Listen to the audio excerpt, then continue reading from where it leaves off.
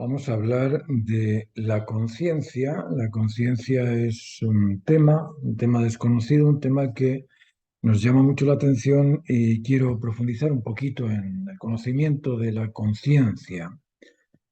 Conciencia es algo, o a ese algo se le denomina conciencia a la noción o conocimiento que el individuo humano tiene de sí mismo, es decir, es aquella noción que tenemos de nosotros mismos por nuestro carácter, por nuestra memoria, por los recuerdos que tenemos de nuestra infancia, de nuestra adolescencia, nuestra madurez.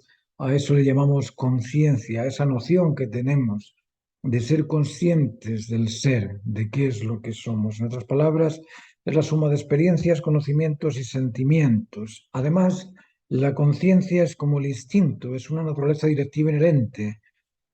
Es una naturaleza directiva inherente del valor de la justicia, del valor de la bondad, del valor de la verdad, del valor de los vínculos. Eso es nuestra conciencia. La conciencia indica las diferencias entre el ideal y el artificio, lo que se debe y lo que se prefiere, lo necesario y los antojos. Eso es lo que hace nuestra conciencia.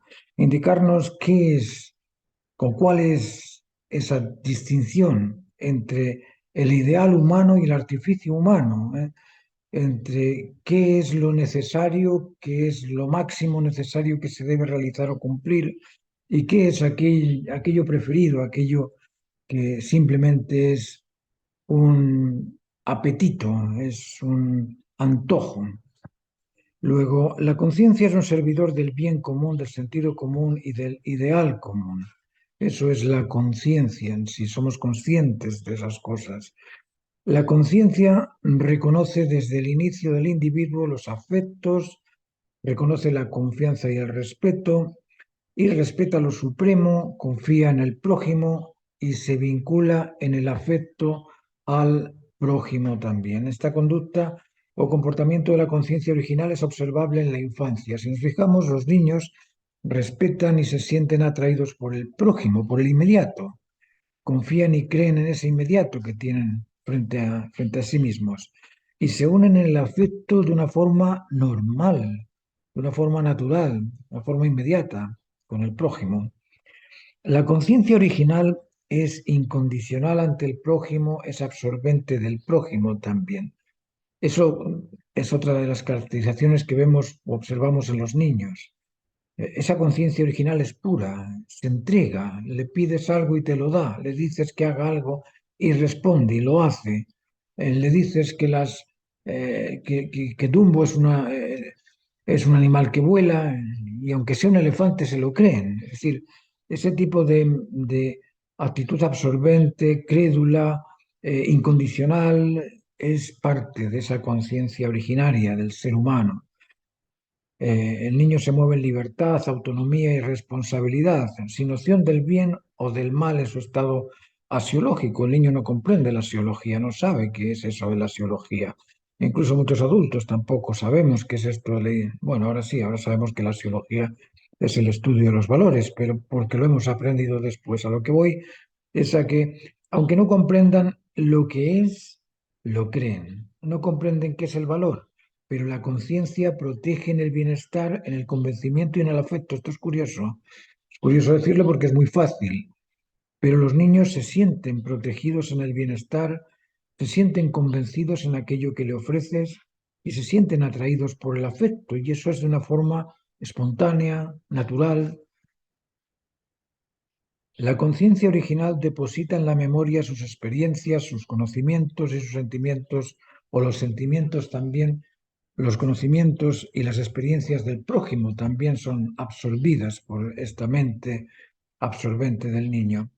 Junto con esto, la memoria adquiere experiencias erráticas también. Es decir, por un lado sí tenemos experiencias benévolas, experiencias verdaderas, o de verdad, o de ser las cosas ecuánimes, de ser las cosas equitativas, de ser las cosas justas, de tener experiencias satisfactorias, pero también tenemos experiencias erráticas, de conocimientos inciertos y de desprecio del prójimo, y de ahí lo adquiere uno para después despreciar al prójimo. Eso es fácil de observar, el niño pierde su pureza en la contaminación del ambiente.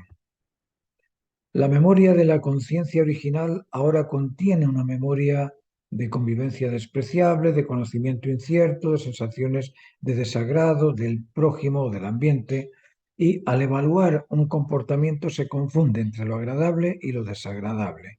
Bueno, ¿qué está bien, qué no está bien? Me dicen que me tengo que tomar una cerveza y me da asco, pero me dicen que tengo que tomarla y se burlan de mí. Lo agradable es no tomármela, pero por no quedar mal frente a esos que se burlan de mí me la tomo. Es decir, confunde el comportamiento cuando uno tiene nociones dispares entre lo que es bueno y lo que no es bueno, entre lo que es cierto y lo que es falso, entre lo que es agradable y lo que es desagradable. Cuando tenemos esa dupla de lo racional y lo razonable, de lo adecuado y lo errático, nuestra capacidad de juicio se atrofia, se confunde.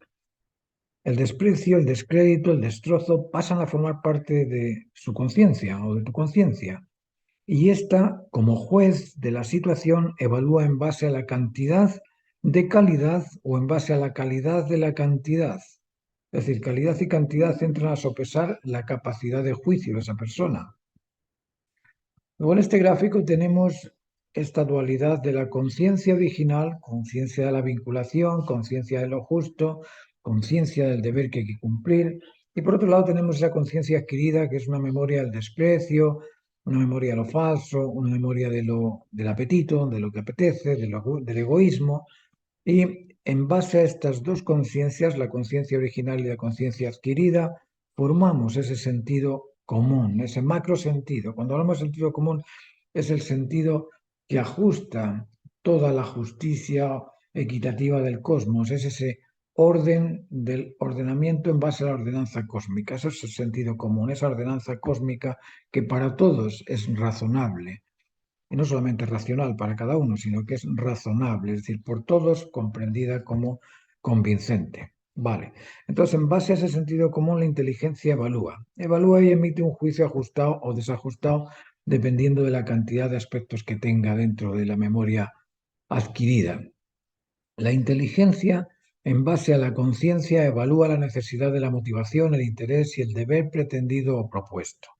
Evalúa la bondad, la certeza, la equidad, la justicia, la plenitud y el bienestar.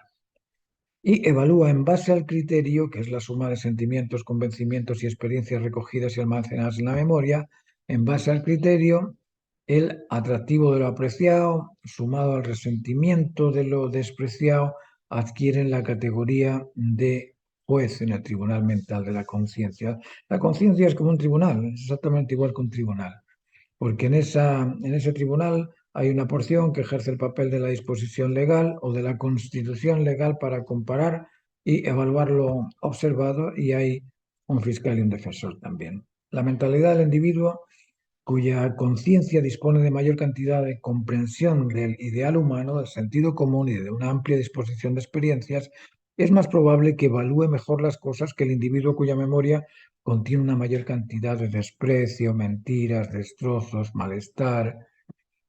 El criterio es la suma de sentimientos, conocimientos y experiencias de una persona. Y ese criterio se basa en sensaciones, en información y en comportamiento, que son los signos o significados que adquieren algún tipo de noción y que queda esa noción almacenada en la memoria. Y, como decimos, de esa dupla se establece el sentido común de la conciencia, que es el rector que va a evaluar y va a salir con una satisfacción, con un convencimiento, con algún beneficio. El criterio, cuando en el criterio nosotros almacenamos sentimientos positivos, pero además sentimientos negativos, conocimientos verdaderos y además conocimientos falsos, experiencias de agrado y experiencias de desagrado. Cuando tenemos una mayor cantidad de sentimientos negativos, de conocimientos falsos, de experiencias desagradables, cuando lo desagradable, lo falso, lo negativo superan cantidad a lo positivo, a lo verdadero y a lo agradable, la evaluación de los signos o los significados se altera. Nosotros, frente a una situación como esta, sentimos tensión, ¿Por qué? Por la insuficiencia, por la inseguridad, por la insatisfacción, porque sabemos que eso negativo, eso falso, eso desagradable, no se ajusta y al no ajustarse te produce estrés y ese estrés te altera. Surge la duda, la desconfianza, la inseguridad y el juicio de la evaluación se realiza en base al credo, es decir, ya no estamos evaluando en base a convencimientos racionales o razonables, sino que estamos evaluando en base al convencimiento particular de cada uno. Y ese convencimiento particular del individuo es confuso. Y al estar confundido por la contradicción entre la conciencia original y la adquirida, el juicio que va a emitir va a ser un juicio alternativo, va a ser un juicio abstracto, un juicio subjetivo, no va a ser un juicio objetivo, claro, preciso y verdadero. Luego, la memoria del individuo contemporáneo está contaminada por una enorme cantidad de conocimiento desajustado con la realidad normada y ajeno al humanismo natural, lógicamente. Por eso es urgente la necesidad de ejercer el control y dominio sobre el comportamiento, sobre el convencimiento y sobre las normas de la finalidad humana que realizan al ser humano en su humanismo, en su humanidad. Inteligencia es un compuesto. Cuando hablamos de inteligencia estamos hablando de un compuesto sistema operativo similar a un tribunal de justicia, como antes os decía, integrado por un juez y un fiscal, un defensor y un elemento cognoscitivo a evaluar. En este caso, el conocimiento que uno va a evaluar estaría en la posición del acusado. El juez es la conciencia, el fiscal es la duda y el defensor es el credo. Es decir, en nuestra inteligencia existe una actitud crédula por confiar, por respetar, por vincularse, por unirse, y hay otro aspecto que es desconfiado, que es irrespetuoso, que duda. Duda de que aquello que me ofrecen sea realmente cierto o no. Uno dice, yo no creo en la evolución porque la evolución es imposible y se altera la mentalidad del individuo. ¿Cómo que es imposible? Si yo llevo 20 años leyendo cosas sobre la evolución. Eh, ¿Visteis? En ese sentido, el juez se encuentra frente a este fiscal que duda y frente al defensor que hace una demostración de la veracidad de aquello que está mostrando. La naturaleza humana fue originada para creer en lo observado porque en el ambiente natural está todo normalizado. Es decir, ¿quién podría mentir a Adán? Imaginaos al primer hombre, llámese como lo queráis llamar. Ahí tenéis al primer hombre, el primer humano. Aquí tenéis todos los monos y de esos monos, ¡pum!, surge la primera conciencia humana que, yo soy humano, me siento distinto a estos monos. ¿Por qué? Porque tengo control y dominio de los instintos, domino la prudencia, la firmeza, la templanza, me siento distinto al resto de los animales, así es que yo soy distinto. Vale, muy bien. ¿Y qué aspectos alrededor de él podrían mentirle? ¿Podría venir un mono a mentirle? ¿Os imagináis un chimpancé diciendo eso? ¿Sabes que tu pareja se está yendo por ahí con otro, con un gorila? Está yendo con un gorila, así que ten cuidado con ella, que se va con un gorila. No, nadie le puede mentir, nadie le puede decir nada que sea ajeno a lo natural.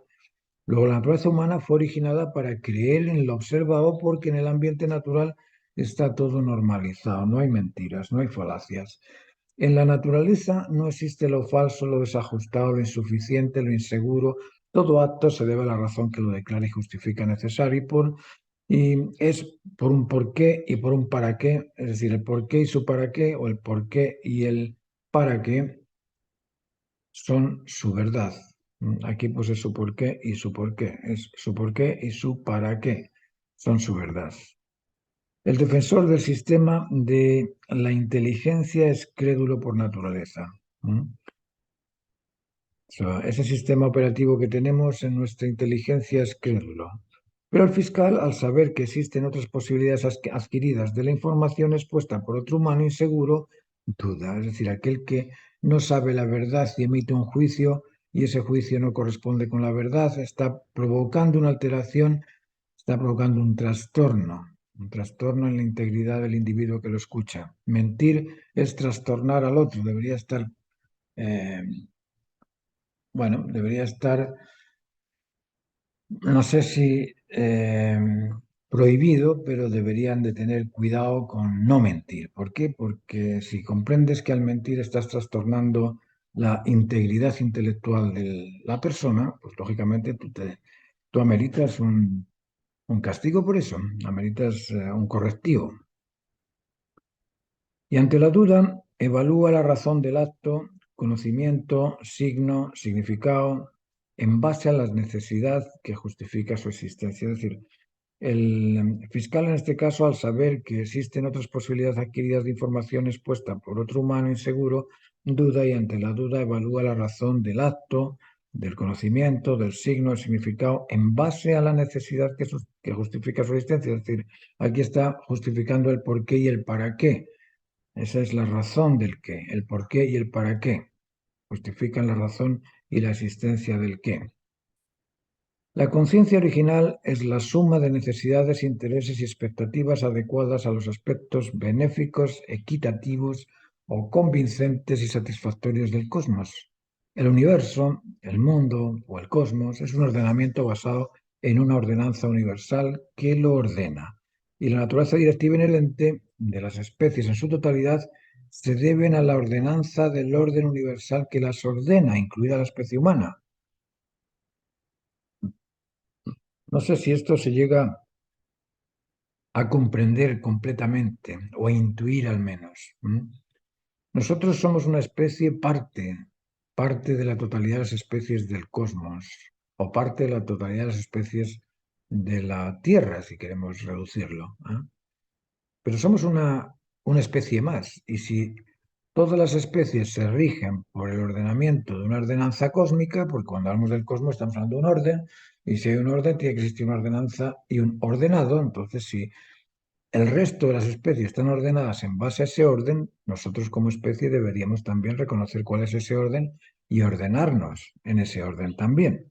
Consecuentemente, la conciencia originaria, original o conocimiento a priori, derivado de la información contenida en el genoma y de la suma de órdenes celulares, de las células, neuronales, de las neuronas, etcétera, en todo este orden de que se compone el ser humano es y está ordenado acorde con la ordenanza de la totalidad, por lo mismo es pura, digna y justa.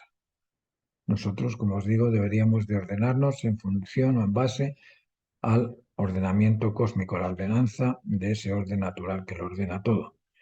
La naturaleza humana es libre y esta cualidad permite crear información desajustada con la norma. Esto es curioso. Somos libres, pero al no entender el sentido de libertad, porque pensamos que la libertad es hacer uso de cualquier alternativa, hacer uso de cualquier opción, y no, la libertad es la capacidad de optar por aquello que beneficia siempre a todo. Y cuando optas por aquello que beneficia siempre a todo, no perjudicas nunca nada. Y ahí la otra persona adquiere de lo que estás haciendo una razón verídica, una razón verdadera. Pero la naturaleza humana, al ser libre y esta cualidad, permitirle crear información desajustada con la norma, la única información desajustada con la normativa original total es la humana, y eso es lo que nos confunde cerebralmente o intelectualmente. Lo que confunde nuestra inteligencia es esa opinión fácil, gratuita, del ser humano que cuenta cosas que no son ciertas. Consecuentemente, es el individuo, el analista, que evalúa el conocimiento con la razón del por y del para, del qué, hasta reconocer su justa razón. La conciencia es un almacén de conocimiento como una biblioteca o software. Esa memoria la busca o pretende el ser, que es el conjunto de sistemas y facultades del individuo, cuyo dominio o actitud indaga o investiga, analiza y compara, e induce y deduce en base al interés particular de su inteligencia, lógicamente. La suma de experiencias motiva la expectación por nuevas experiencias. La suma de conocimientos despierta el interés por nuevo conocimiento. La suma de conexiones vinculares afectivas atrae una mayor vinculación. Esto lo podéis experimentar en los deportes, por ejemplo. Uno está solo y claro, tienes esa sensación de que eres capaz de confiar o de compartir con otro, uno. Pero cuando estás, eso suponiendo que estemos jugando al tenis, pero cuando es un partido de dobles, empiezas a expandirte y sientes que hoy ojalá pudiésemos jugar más partidos. Y si te metes un partido de fútbol, te gustaría jugar la liga entera. Es decir, este tipo de suma de experiencias nos motiva a tener más experiencias, La suma de conocimientos nos motiva a descubrir nuevos conocimientos y la suma de vinculación afectiva también nos motiva a tener un mayor radio de cantidad de vinculación afectiva. Luego, las capacidades no se llenan. La plenitud es una satisfacción máxima que place a la necesidad con la satisfacción y la experiencia de satisfacción espera repetir el disfrute de satisfacción. Esto es curioso, ¿eh? No sé si os habéis dado cuenta que cuando uno come un trocito de chocolate, acabas con la tableta entera. ¿Eh? ¿Por qué? ¿Por qué no se satisface el gusto con la degustación? No, porque está creado para eso. El gusto está creado para degustar. Y degustar es eso, es estar constantemente saboreando, ¿eh? Eso es lo normal en esa práctica de la satisfacción, ¿no? Y lo mismo pasa cuando encuentras algo interesante, quieres ver más. ¿Has visto una película que es interesante? No hay otra igual, no hay otra parecida. Y estas cosas motivan a seguir realizándose y no tienen fin en su extensión. Vamos a ver, eh, tenemos la expectación y el beneficio y vemos que la expectación y el beneficio están ligados. Entre la expectación y el beneficio hay un disfrute. ¿Qué es lo que expectas? ¿Qué es lo que esperas? ¿Cuál es la expectación de motivarte a hacer algo? El disfrute de conseguirlo. La expectación a ser campeón de algo. Bueno, quieres ser campeón, quieres conseguir esa. Y cuando lo consigues, disfrutas. Pero resulta que lo que expecta o lo que inicia la expectación es esa expectación por el disfrute. Es decir, el disfrute es el origen. ¿Cuál es el origen? ¿La necesidad o la satisfacción? ¿Qué es primero, la necesidad o la satisfacción?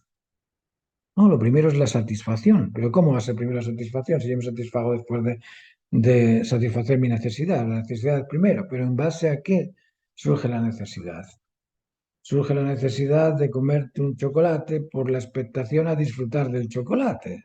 Surge la necesidad de hacerte ingeniero por la expectación a hacer ingeniería. Surge la expectación a ser artista por el beneficio que te puede resultar o retribuir el ser artista. Pero la expectación y el beneficio, el interés y el convencimiento, la necesidad y la satisfacción son un elástico.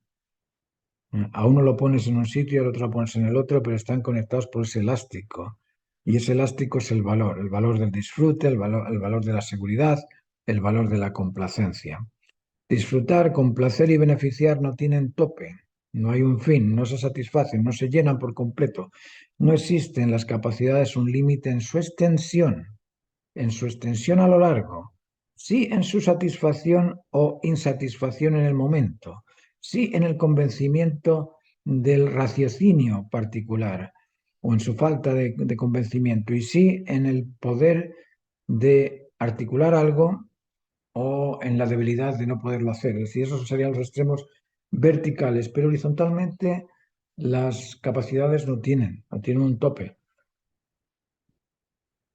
Podemos sentir la pasión o la compasión frente al inmediato, o podemos sentir la pasión y la compasión de los animales, o la pasión y la compasión de todas las especies humanas, o de todas las especies naturales, ¿eh? Eso podemos hacer. Podemos comprender que 2 más 2 son 4, podemos multiplicar y podemos hacer ecuaciones para comprender la gravitación de los planetas. Es decir, podemos ir a límites insospechados. Y podemos también complacernos hoy con algo, mañana con algo mayor, pasado mañana con algo mayor. Luego la conciencia es algo infinito porque no tiene límites, no es algo morfológico, no es algo que tenga peso ni densidad, no, es algo que se establece y está como lo establecido. Se establece y no tiene ni tiempo, ni espacio, ni momento, ni lugar. Luego, la conciencia, el errático, admite los errores, la conciencia, el mentiroso, admite la mentira, la conciencia, el despreciable, asume el desprecio como válido, la conciencia, el resentido, permite el resentimiento. Esto es algo muy normal que ocurre todos los días. Al disponer en la memoria de una cantidad de recursos disfuncionales, desajustados o desconectados con la justicia universal, la evaluación del individuo ante un desorden, una injusticia o una desconexión con las normas produce juicios erráticos, injustos e insuficientes o insatisfactorios. Es necesario controlar la educación de los menores y formar responsables, sinceros y amables. La vinculación afectiva, el convencimiento en la razón justa y el respeto al cumplimiento responsable del deber son aspectos necesarios para ejercer el control de la prudencia, firmeza y templanza, así como para controlar el celo y los instintos. La conciencia original contiene información moral, ética y estética. Existe la moral humana natural, existe la ética normal y existe la estética universal. Eso lo tenemos todos dentro de nuestra memoria, dentro de nuestra conciencia, dentro de nuestro aparato neurológico o cerebro, como lo queráis llamar. La conciencia original contiene el código moral del bienestar. Eso existe en la conciencia original de cada individuo. Todos tenemos el mismo código moral de bienestar. Moral es el aseo personal, la atención, el interés y el respeto al bienestar particular, el bienestar del individuo, el pensamiento, la palabra y obra, la prudencia, la firmeza, la templanza, el afecto, el convencimiento y la responsabilidad. Eso se logra mediante el control y dominio de la virtud, del celo y los instintos, y esto es parte de nuestra moral, y esa moral existe en todas las conciencias. Todas las conciencias te dicen que tienes que controlar el celo, los extremos, los excesos, que tienes que controlar las carencias, las insuficiencias, que tienes que controlar los instintos de protección, de conservación, de reproducción, y que tienes que controlar la prudencia, la firmeza, la templanza, que son las virtudes, y además de eso, que eso está en la mente de todos, porque con cualquiera que tú hables y le digas, hoy, ¿tú crees que un imprudente es un ser maduro? Te va a decir, no, no, no. ¿Tú crees que un destemplado es un ser maduro? No, no, no. ¿Tú crees que un cobarde es un ser maduro? No, no, no. Sí, eso lo dicen, lo sabemos todos. Entonces, esta conciencia original que contiene el código de la ética, de la estética y de la moral, contiene el código de la ética en la convivencia, atendiendo al otro, entendiendo al otro y estando atentos a los otros, seduciendo con afecto vincular, persuadiendo con la razón justa, motivando a los demás con lo ejemplar y lo correcto. Eso podríamos decir que es una conciencia de la ética natural, de la ética eh, humana o del humanismo ético, por llamarlo de alguna manera. Y la conciencia original contiene también el código de la estética, de la armonía con la belleza universal. La estética es el proceso de consecución de la belleza y ese proceso, eso está en armonía con la conectividad universal. Cuando vemos algo que ha sido creado por las manos de un hombre que ha transformado una piedra en una figura humana o en un animal, nos inspira respeto la prudencia, firmeza, templanza, la concentración, todos los aspectos que ha tenido que sumar esta persona para poder hacer eso de esa manera, con tanto cuidado y con tanta precisión, con tantas proporciones que nos asombran, nos asombran. Ahora, si vemos en el campo que alguien con botellas de Coca-Cola y con plásticos y con eh, químicos, resinas y colas y todo esto ha hecho una escultura y vemos que esa escultura pues es simplemente un montón de basura, pues por mucho que lo justifique como arte basura, eso va a ser basura. ¿Mm? No va a coincidir con la conciencia original de la estética. Y al no coincidir con ese código de la estética humanamente aceptable, pues lógicamente los humanos no lo van a aceptar.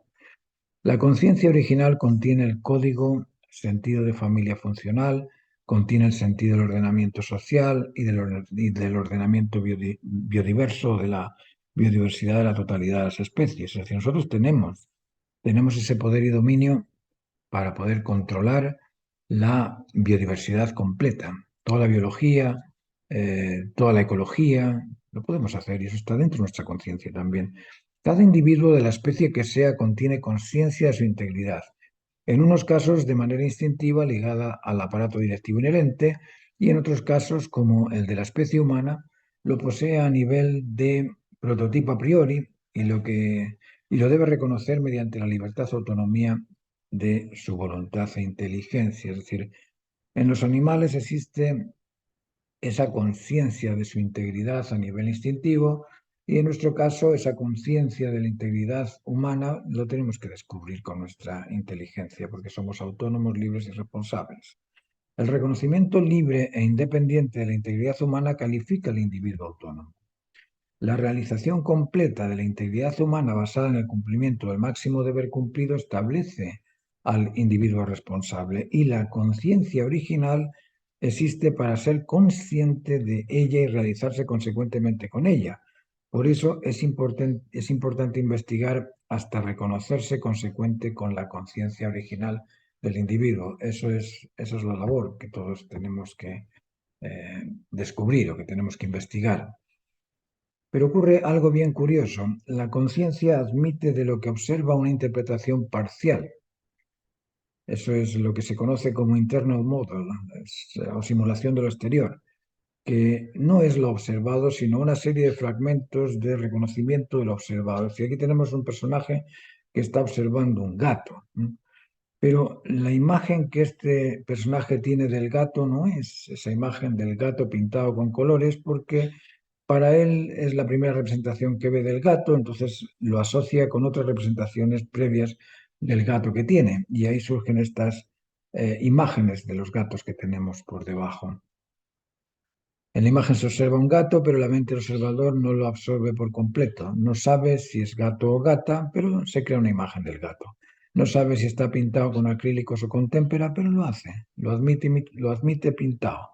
El observador hace su propia imagen del gato y cree que esa imagen es el gato. Eso es lo que nosotros observamos. Hablamos a alguien de la casa y uno se imagina un hórreo, el otro una ruca, el otro una casa mediterránea, el otro una casa norteamericana, el otro una casa nórdica y bueno, hablamos de un término, casa, pero la variabilidad de significados que tiene ese término hace que no podamos comprender a qué casa nos referimos cuando hablamos de la casa.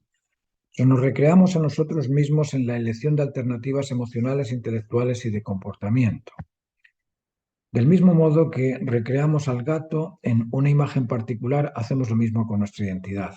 Creamos al ser a nuestra imagen y semejanza, o mejor dicho, a la semejanza de nuestras imágenes.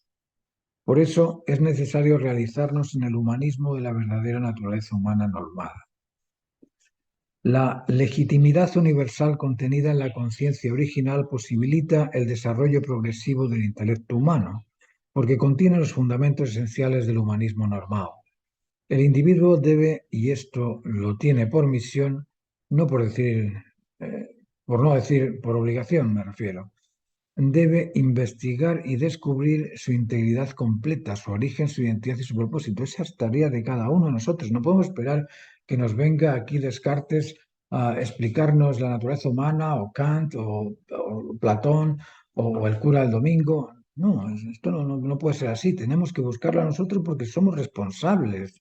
Y si alguien nos dice lo que él cree que es nuestra naturaleza, estamos copiando la imagen de ese ser, pero no estamos significándonos auténticos, íntegros en la comprensión de la naturaleza, porque no la comprendemos, simplemente la recitamos.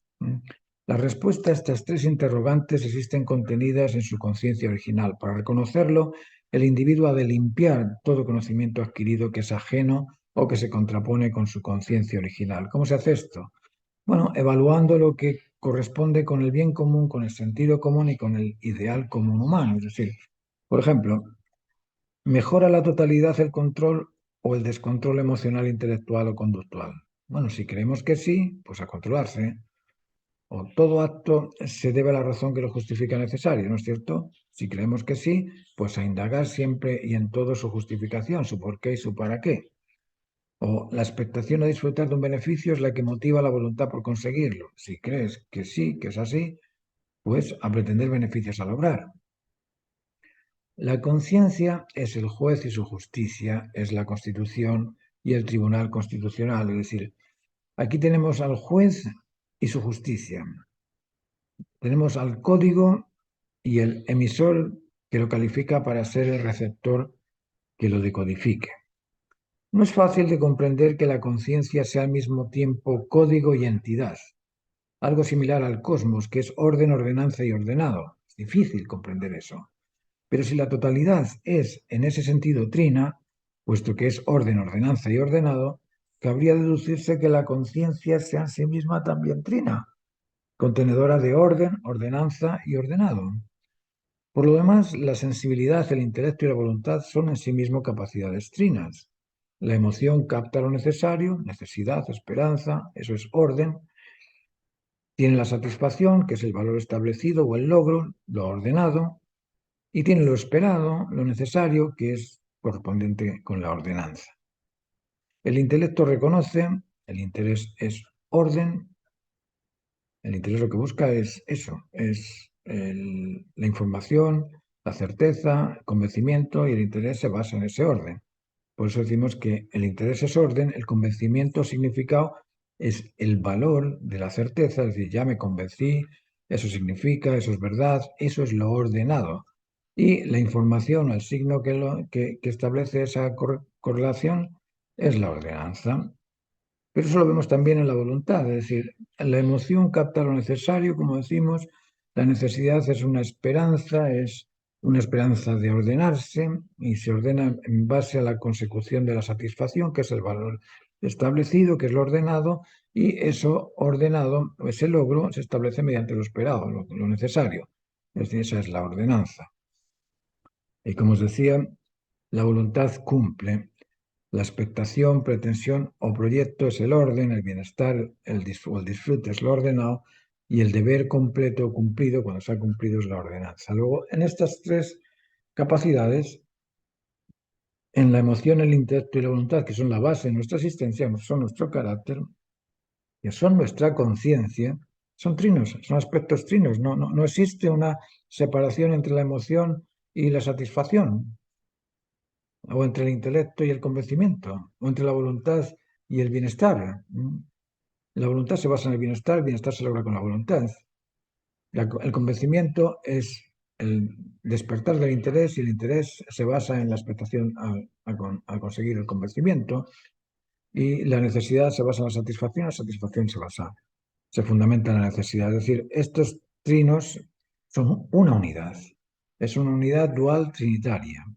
Si el cosmos es trino y la sensibilidad emocional, el conocimiento intelectual y la voluntad creativa son aspectos trinos en sí mismos, puesto que la sensibilidad, cuando necesita algo, ese algo es lo que la satisface, el intelecto, cuando se interesa por la razón de algo, esa razón los convence, y la voluntad, cuando se motiva por algo, es algo que lo beneficia al cumplir lo que se debe. En estos casos, existen unidos la pretensión con lo pretendido.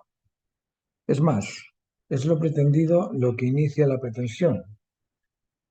Es el bien el que origina la expectación a disfrutarlo, y es la verdad en el conocimiento la que inicia el interés por descubrirlo y comprenderlo, por el convencimiento. Cuando se comprende esto, cuando se entiende que el valor es trino, contiene pretensión y disfruta en sí mismo, cuando se comprende que la esperanza por la unidad es la unidad, que la esperanza por el amor es el amor, que la esperanza por la verdad es la verdad, o que la esperanza por la bondad es la bondad, en ese caso se puede comprender que entre la pretensión y la conquista existe un elástico mecanismo de atracción o poder transformador. Así podemos comprender que la conciencia es ese poder transformador de la pretensión del ser en conquista del ser, en la realización de los valores absolutos de plenitud, justicia o ajuste, en la equidad, justicia y cumplimiento del máximo deber válido para su integridad, válido para todo. Podríamos afirmar que la conciencia es la clasificación o codificación del ser, su identidad y entidad. La memoria, el orden judicial de la conciencia, existen contenidas en la totalidad de la experiencia, del conocimiento y los sentimientos del individuo. En base a su memoria particular, legisla, convence y se convence. Y en base a su memoria, ejecuta su comportamiento. Es decir, existe el ejecutivo, el legislativo y el judicial dentro de nuestra conciencia. Esos tres aspectos lo tenemos dentro. De otra manera, pero lo tenemos dentro. La conciencia del individuo es como la legislatura de una nación. Comienza con el individuo y se termina con el individuo. es el conjunto de normas y principios o leyes que indican la legalidad o ilegalidad del comportamiento de ese individuo en particular.